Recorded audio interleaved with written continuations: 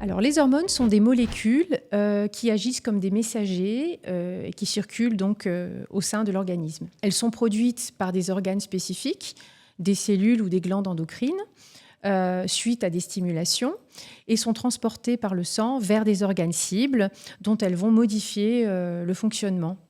Donc, il existe un grand nombre d'hormones et elles sont indispensables au bon fonctionnement de l'organisme.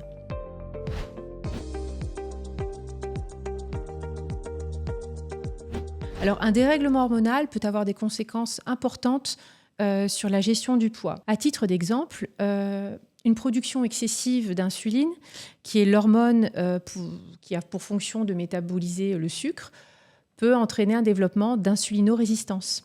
Et par voie de conséquence, une augmentation du stockage, une accumulation de graisse et un ralentissement donc, du métabolisme qui va conduire à une augmentation de poids. Certains déséquilibres hormonaux peuvent également favoriser le stockage de graisse, plus particulièrement au niveau abdominal, et modifier également la répartition des masses grasses, des masses sèches. C'est le cas donc, des hormones telles que le cortisol et l'œstrogène qui peuvent entraîner ces problématiques de stockage de graisse. Et donc ces hormones jouent un rôle clé aussi dans la régulation de l'appétit, du sommeil et de l'humeur.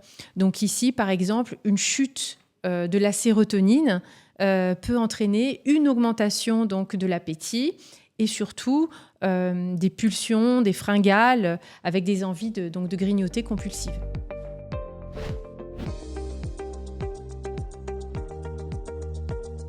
Les femmes sont soumises tout au long de leur vie à une véritable symphonie hormonale. Il est donc essentiel de faire le point sur sa situation individuelle concernant donc, nos niveaux d'hormones et adopter une stratégie qui puisse faire face à nos besoins en fonction de notre âge ou de votre moment, de votre âge ou du moment de votre vie. Par exemple, pour les jeunes filles, la sérotonine est une hormone qui va jouer un rôle central dans la régulation donc, de l'humeur, du sommeil et de l'appétit. Donc une supplémentation en safran, ici, va permettre en effet de favoriser la bonne humeur et de réguler vraiment le bien-être émotionnel. Ensuite, pour les jeunes femmes qui jonglent en permanence avec des responsabilités professionnelles et familiales, la gestion du stress et de son hormone associée, le cortisol, est un axe central et on va plutôt miser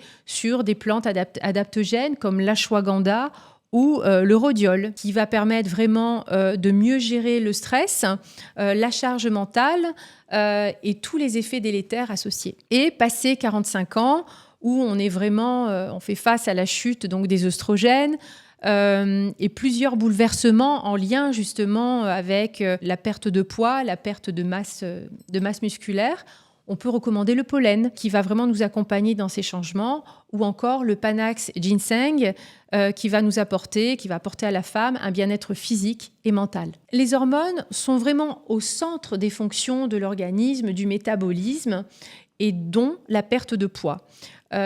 L'équilibre hormonal est donc central et vraiment un axe prioritaire à prendre en considération pour une gestion de poids durable et de bien-être au quotidien.